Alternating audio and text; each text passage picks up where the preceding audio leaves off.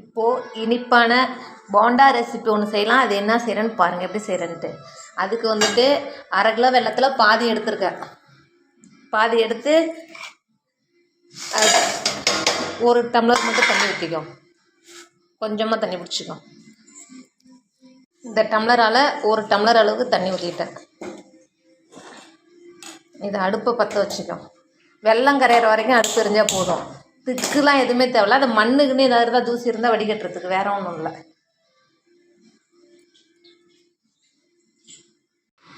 அது ரெடி ஆகட்டும், வெல்லம் ரெடி ஆகட்டும். அது ரெடி ஆகிறதுக்குள்ளே மாவு ரெடி பண்ணிக்கலாம். இந்த சின்ன டம்ளர் தான். இந்த டம்ளரால் கோதுமை மாவு தலை தட்டி, அடுத்து ரவா அது தலை தட்டி 1 டம்ளரு. இது மைதா வந்து 1/2 டம்ளர் போட்டுக்கலாம். மைதா வேணுனாலும் போடலாம், வேணாலும் போடாமல் இருக்கலாம். 1/2 போதும், அதிகமாக வேண்டாம். அது சின்ன டம்ளரு. அப்புறம் இட்லி மாவு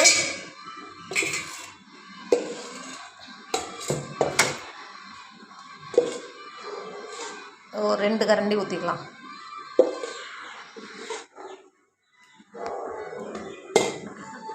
அடுத்து சுக்கும் ஏலக்காயும் தட்டி வச்சுருக்கிறேன், நல்லா பொடியாக்கி வச்சுருக்கேன். ஒரு 5 ஏலக்காய் எடுத்து பொடியாக்கி வச்சுருக்கிறேன். அதையும் போட்டுக்குவோம்.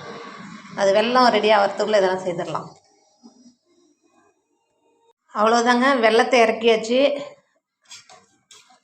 இது சுக்கு வந்து இதில் பாதி தான் போடணும். நான் பாதி தான் நசுக்கி வச்சேன். ஏலக்காய் வந்து 5 ஏலக்காய் நசுக்கி எடுத்துக்கிட்டேன். இதை வந்து இப்போ வடிகட்டி ஊற்றிக்கலாம், கலந்துக்கலாம்.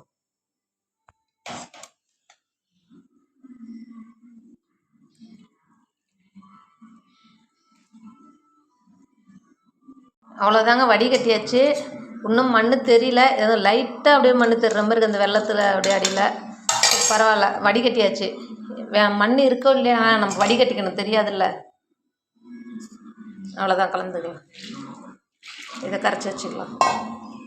அவ்வளோதான், ஊற்றியாச்சு. அதை கரைச்சிக்கலாம். உப்பு ஒரு 3 கல் அளவுக்கு போட்டுக்கலாம். கரைச்சி வச்சாச்சு. இது ஒரு 1/2 மணி நேரம் போல் ஊறட்டும். அவ்வளோதாங்க, எண்ணெய் அடுப்பு பற்ற வச்சாச்சு. நாங்கள் ஃபார்ச்சூன் ஆயில் தான் யூஸ் பண்ணுவோம். இது மாதிரி போண்டா ஏதாவது செய்யணுனாலே, வடை சுடணுனாலும் ஃபார்ச்சூன் ஆயில் தான்.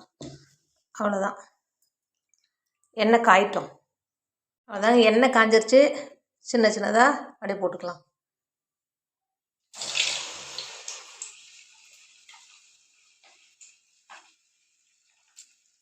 கையாலே எடுத்து போட்டுக்கலாம்.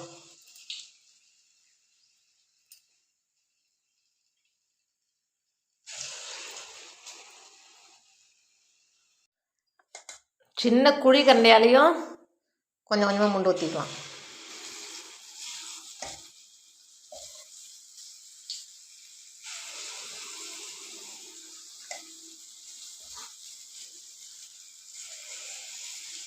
அவ்வளோதாங்க, வெந்து போச்சு.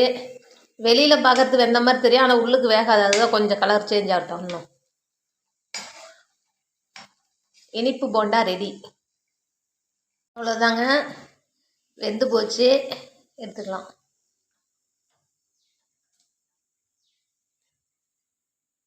அவ்வளோதாங்க, நான் செய்திருக்கிற போண்டா எப்படி இருக்குன்னு பார்த்துட்டு சொல்லுங்கள். நீங்களும் இது மாதிரி செய்து சாப்பிடுங்க, சூப்பராக இருக்கும்.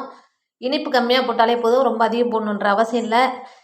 புட்டுனா சுடுது, புட்டு பார்க்குறதுக்கு நல்லா சாஃப்டாக இருக்குது, சுடுது.